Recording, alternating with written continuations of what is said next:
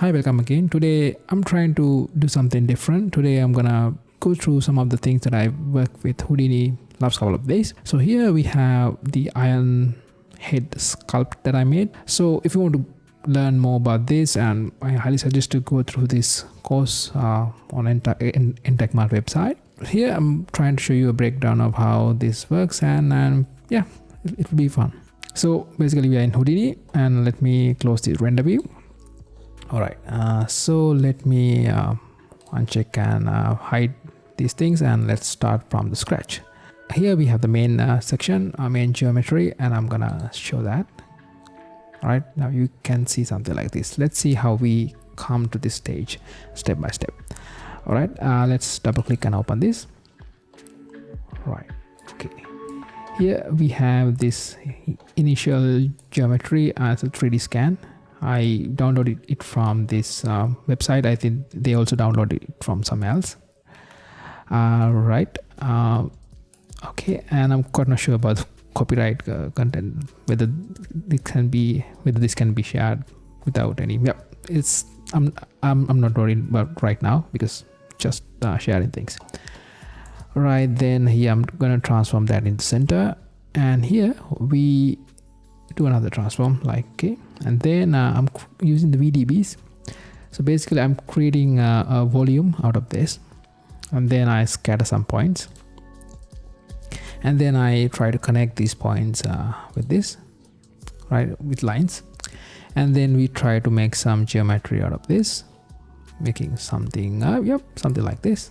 Okay, and then we create from this we create a volume again, but in this case STF volume, so it's sort of geometry surface volume, something like this, and it will take some time because it needs to do some cooking. Right, now we have this, so it's set up volumes, it's some sort of surface using voxels. Right, and then I'm gonna smooth that a little bit, so it also takes a little bit time. So we have a nice little shape, like something like this. All right, cool, and this is the previous result, and now we have a little bit smoother and it looks nice. Right, and then I'm going to convert this VDB, the volume, into geometry using this knot, and now we have a polygon with actual triangles, and yep, this looks really cool. Right, then I'm gonna output that into a file, so I'm gonna save that into the disk. So the next time when I'm loading this file, I'm loading that from the file, so I don't need to worry about doing all this computation over and over again. Okay, right, this is just the some link to the get this reference. It's a link to get the reference from somewhere else. Okay, cool. So now we have this like an iron steel wireframe kind of thing. Cool, and then I can try to preview that with the actual head geometry. You can see this is our head, and this is the skeleton or the wireframe that we created. And here we have a transformation here because I need to make it a little bit smaller than the actual head. That's what we do here. I can hide that. It will do computation, and it doesn't matter. I'm not going to do that. Right. Okay. Right. Cool. Then let me see how to create the head. That's how we create this head geometry. So yeah, let me. Okay. Cool. So now I'm trying to create something like this. Right, and let me how to do it. So basically we have this let me render this actually. Okay, so basically we have this geometry, and we need to cut it half in the middle with some Boolean operation. And so first of all we need to convert this geometry into a volume, which is not that hard using the VDB. And that's what we have here. Right, then I'm gonna create some sort of a wall, so then I can create a boolean out of this head. First we have this grid on the center of the head, and then I scatter some points like this. You can see the points are there, and let me remove this preview. Okay, something like this. And then we randomize some attributes just for the scale, and there's another one for the normals. Okay, that's fine. So basically we copy this cube into these points. Okay, you can see that. So basically here I'm trying to do a p scale using attribute. So basically I'm trying to randomize the scale. Now all the values are uniform, and actually I do a very subtle change. Actually we don't need this even. And here we have the n attributes. We set the normals. It's using random vectors. So basically without that we have this, and if we now have the normals, then it will try to change the orientation of these cubes based on this normal, and that's something internal into this copy to points node. Okay, cool. Then I'm going to try to convert this into a volume like this. Then I'm gonna smooth it a little bit. Right, now we have something yeah, looks nice. And then now we have our volume for the head, and I'm gonna move this wall inside this head and create two parts of our head. Right, that's what we do is VDB combine node. Basically it's a Boolean operation. So I do STF difference, which is a Boolean operation. Okay, now we have this. Cool. And then I'm gonna smooth it a little bit. Okay, very cool. And then I'm gonna convert this into a geometry. And yep, now we have actual geometry with triangles, so we can render it very easily. Cool. Again, I'm gonna save that into a file, so I don't need to recreate this each and every time I load this file.